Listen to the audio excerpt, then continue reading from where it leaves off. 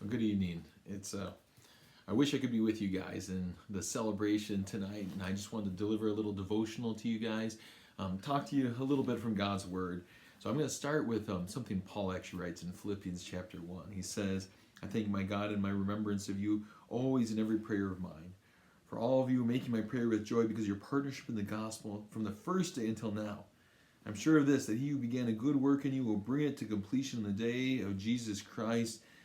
He says, for God is my witness, I yearn to be with you. And I do, I yearn to be with you. I'm actually kind of torn that I'm not there right now. Why? Because of our partnership in the gospel from the first day until now. I mean, many of you guys have been there since day one, and so many of you have been such an important part of life. I wish I could be there with you guys in this moment. And what's tearing me away right now? Well, not imprisonment. That's the good news. I'm not in prison like Paul was in prison in Philippi, so I'm not trying to compare myself to that. But my daughter made it clear that I needed to be at Orchestra Hall with her tonight. And at first I didn't think it was, that huge of a deal. And I said, well, this is really important. And it is. It's really important for me to be with you guys at CR.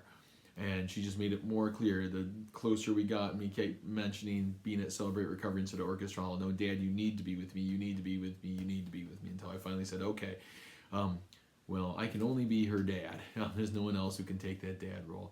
And you got a lot of great people that are gathering together tonight to celebrate recovery, to be together and to celebrate 1 year of CR. So that being said, again, I'm torn. I wish I could be with you guys, but so excited. I mean, God's doing great work. From day one until now, God's been doing awesome work, and I know he's going to keep bringing it to completion.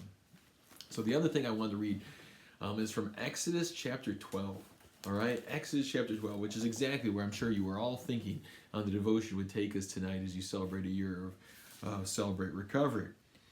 And this is what Moses is writing to the people. He says, this month shall be for you the beginning of months. So it shall be the first month till the congregation of Israel they gather together on the 10th month. Every man takes a lamb according to his father's household, a lamb. If it's too small or too big, he gives all these kind of accounts about how they should gather a lamb for the Passover. It's got to be without blemish. It should be a year old. Keep it until the 14th day, and then you kill it, and then you got to eat it. He says, put some of the blood on the doorposts, and then eat bitter herbs with it. And eat it all. Don't leave any left over, he says. Don't leave any of it till morning. And this is how you're supposed to eat, he says. Eat it in haste, with your belt fastened, and your sandals on your feet, and your staff in your hand. It's the Lord's Passover. On that night, the Lord will pass over his people and strike down the Egyptians, he says. This day shall be a memorial day for you, a statute you keep forever and ever. And you might be like, well, that's kind of weird, isn't it? That God commands them to celebrate this Passover day. It was a kind of awful day when the Lord struck down the firstborn in all of Egypt. People might wonder, why do people celebrate recovery? Why do you mark days or months or years in recovery or sobriety or for the meeting? I mean, after all, it's bad stuff that brought you into that meeting in the first place. It was addictions for many of us. It was for traumas for others of us. Codependency. I mean, we have all kinds of labels that we can put on the problems and the things that were stuck in our life, our hurts, our habits, our hang-ups that brought us through that door. Why would we want to even remember? Let's just move on and forget the past. Moses says we don't forget the past. We mark the past. And that time matters. Celebrating days and months and years matter. And why do those things matter? Because they mark something that God's been doing in our life. It's not just to celebrate our work, and yes, I mean, we work and recover. You gotta work, right? We know that. The 12 steps are work. These principles take work to accomplish. Even showing up on a Monday night, taking time out for the rest of life when everyone else, it's like, oh, it's been a long day at work, just stay home or hang out with your family or those kinds of things. There's a million things calling us. And yet taking that time aside to come to worship and to be with God and be with brothers and sisters on a Celebrate Recovery night, that takes work to do. But the work in the end is God's work. And that Passover night, they had things that they were supposed to do, right? Grab a lamb, grab the bitter herbs, get everything there, unleavened bread. There was work to do, but really what they were marking was God's work and what he was doing. He was the one who delivered them out of the land of Egypt. He was the one who passed over their houses and saved them from what? Slavery. That's interesting, and maybe now that starts to make sense of why I picked this passage. Not just because it's about marking time and saying time matters and keep celebrations going on, but because it's about being let out of slavery. I know when I began recovery so many years ago, and even when I began to celebrate recovery with you guys a year ago for our official meetings and probably another 6 months plus of unofficial meetings with some of the leadership team beforehand, God was leading me out of slavery.